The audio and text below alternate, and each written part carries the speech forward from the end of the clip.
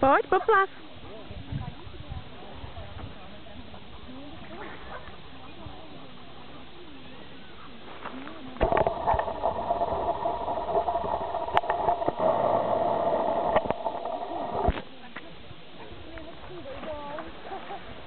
No Radek říkal, že se musí to zkusit zaběhnout jednou a porovnat jako se zbytkem pelotonu z minulý svatýčovky a když bude hodně vzadu, takže nepoběhne. Jo, oni mají vlastně, oni to neběží a No tak on právě tvrdí, že to na krátce prodalo se nedá.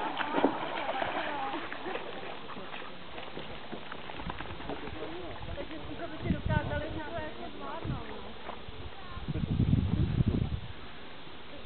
Dixie.